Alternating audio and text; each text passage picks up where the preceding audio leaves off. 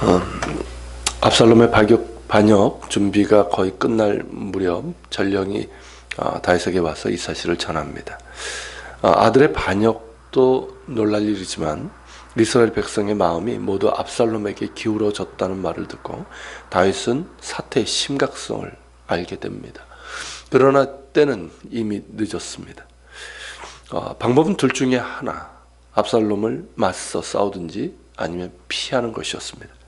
다윗은 피하는 쪽을 택합니다. 반란군의 규모가 크고 백성들의 마음까지 압살롬에게 향한 상황인데다 무엇보다 아들입니다.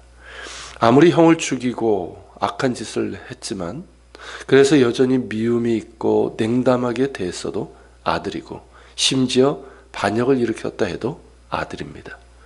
그 아들과 맞서 싸워서 무엇을 얻겠습니까? 그리고 다윗은 이때 무언가 크게 얻어맞은 듯한 충격과 깨달음이 있었을 것입니다. 당장의 반역보다 이런 일들이 일어나게 된 이유가 어디에 있었는가 하는 생각이었고 모든 원인은 자신에게 있었습니다. 결국 이 모든 일이 자신의 범죄로 인한 결과입니다.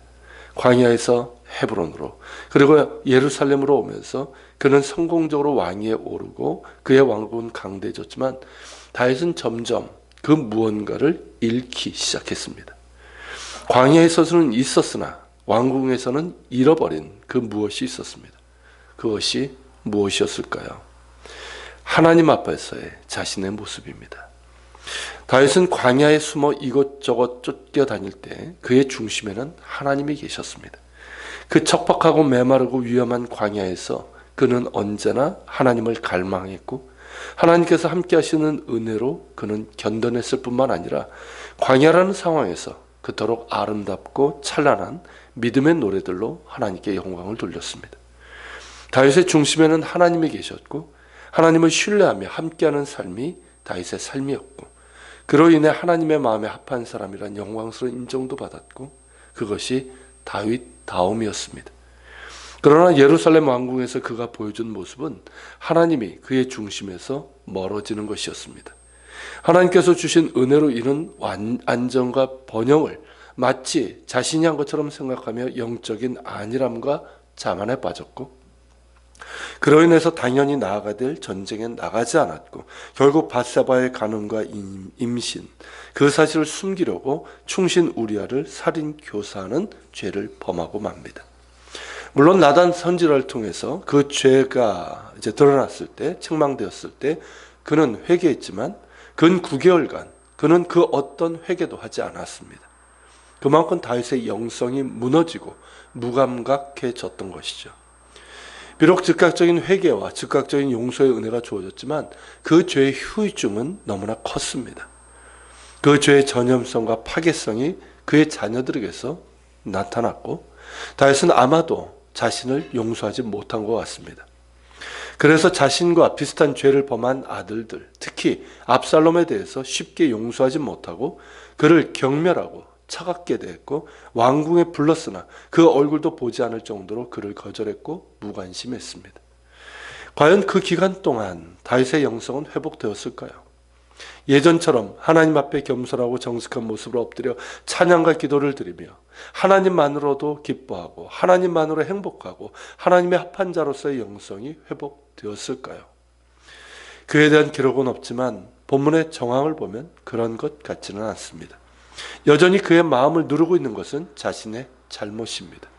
용서의 은혜를 받았으나 스스로를 용납하지 못하는 그런 눌림이 그에게 있었을 것입니다. 사실 이런 경험은 우리에게도 있지 않습니까? 우리 자신을 용납하지 못하는. 다윗은 그 자신이 용서의 은혜를 받았기에 또한 아들을 용서하고 안아주어야 했습니다. 그러나 그렇지 못했습니다. 여전히 그 마음에는 자신과 아들에 대한 정죄와 미움과 분노가 남아 있었습니다. 하나님의 언약궤가 모셔진 곳에 나아가 예배는 드렸겠지만 예전과 같은 기쁨과 평안이 없습니다. 광야에서 영혼 깊은 곳에서부터 퍼올리는 그런 영감 있는 찬양도 없습니다. 하나님이 그리 가깝게 느껴지지 않습니다. 예전에 느꼈던 하나님이 아닙니다. 하나님께서 그리 멀리 하신 것이 아니라 다윗의 상태가 그러했습니다. 그런 가운데 아들 압살롬이 왕이 되겠다고 반란을 일으켰습니다. 자신을 쫓아내고 왕이 되겠다고 아버지를 향해 칼을 들었습니다. 그런 상황에서 자신이 앉아있는 왕위는 과연 무엇일까요? 아무것도 아니었습니다. 그 스스로의 힘으로 오른 자리도 아니고 지금 이 상황에서 왕위를 지킨들 그것이 무엇이 의미가 있겠습니까? 왕위를 지키려면 결국 아들을 쳐야 할 것인데 그렇게 해서 왕위를 지킨들 무엇이 기쁨이 되겠습니까? 무엇보다 자신의 자리는 하나님께서 주신 자리입니다. 자신을 긍휼히 여기시고 함께 하신 하나님께서 주신 은혜의 자리입니다. 그 은혜의 자리를 보니 내가 있을 자리가 아닙니다. 지금의 나를 보니 나는 그 은혜의 자리에 앉아 있을 만한 자격이 없습니다. 무언가 중요한, 아니 가장 중요한 무언가를 잃어버린 자신의 모습을 발견한 것이죠. 그렇다면 이제 어떻게 해야 될까요? 떠나야 합니다. 단순히 피난길을 가는 것이 아니라 잃어버린 것을 찾으러 떠나야 합니다. 다시 광야로 가야 합니다. 다시 광야로 가서 모든 것을 내려놓고 하나님 앞에 엎드려야 합니다. 광야에는 왕궁도 없습니다. 왕위도 없고 왕의 의복도 왕의 침대도 왕의 식사도 아무것도 없습니다. 왕이라는 허울로 포장된 다윗이 아니라 홀딱 벗겨진 연약한 피조물로서의 다윗만 있을 뿐입니다. 숨길 것도 없고 모든 것이 다 드러나는 곳입니다. 홀로 남겨지는 곳이고 홀로 하나님 앞에 서야 하는 곳입니다. 그 광야로 가야 합니다. 반드시 가야만 합니다.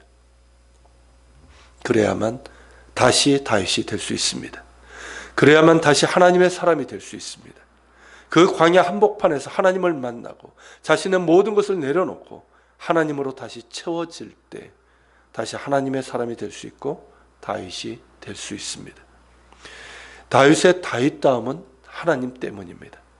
어느샌가 잃어버린 하나님, 낯설어져 버린 하나님, 멀게 느껴지는 그 하나님을 찾아야 합니다. 그 하나님 안에 들어가야 합니다. 그래서 다윗은 광야로 가야 합니다. 반드시 가야 합니다. 지금의 상황은 피난길이고 그래서 가는 광야지만 정말 광야로 가야 합니다. 그래야 다윗이 될 수 있습니다. 우리는 어떠합니까? 혹은 우리의 상태가 다윗과 같지는 않은지요? 우리의 삶에도 광야가 있습니다.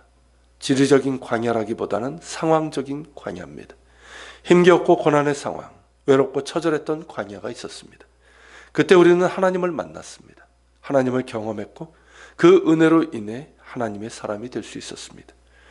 그런데 지금의 우리는 어떠합니까? 우리 모두가 그렇지는 않겠지만 우리 가운데 누군가는 혹시 무언가를 잃어버린 것은 아닌지요?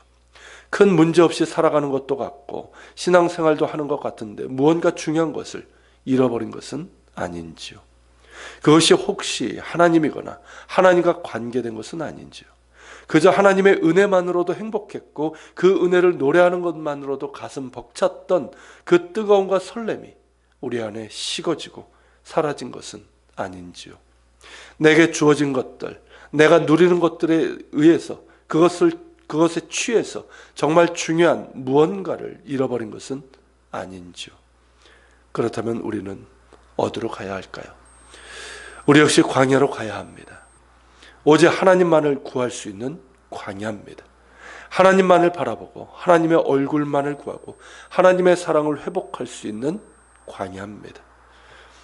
그런 광야가 어디일까요? 십자가 앞입니다. 십자가 앞으로 나아가야 합니다. 너무 많은 것을 걸치고 있고 그것으로 인해서 무뎌지고 가려진 내 눈이 다시 십자가에 달리신 예수 그리스도를 향해야 합니다.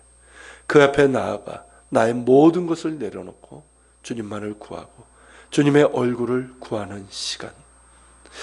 이것이 우리의 광야가 아닐까요?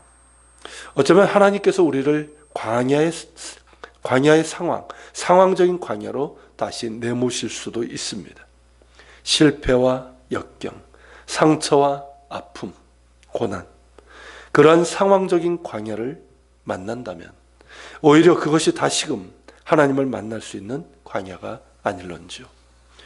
오직 하나님께만 집중할 수 있는 광야. 오직 하나님의 얼굴을 구하며 그 얼굴의 은혜로 인해서 기뻐하며 감사하고 행복할 수 있는 광야. 그 광야가 우리 가운데서 회복되었으면 좋겠습니다. 같이 기도하겠습니다.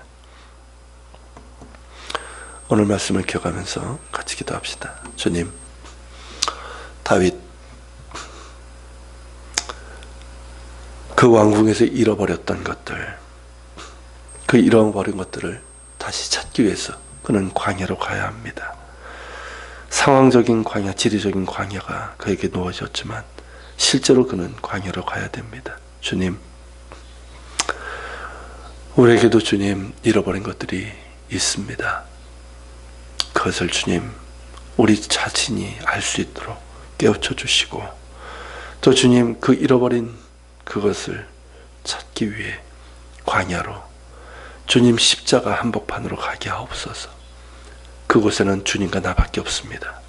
그곳에서 나를 보게 하시고 주님을 보게 하옵소서. 아니, 주님만 보게 하옵소서. 그래서 우리 가운데 잃어버린 것들, 식어진 것들, 죽어진 것들이 회복될 수 있도록 도와주옵소서. 같이 기도하며 나아갑시다.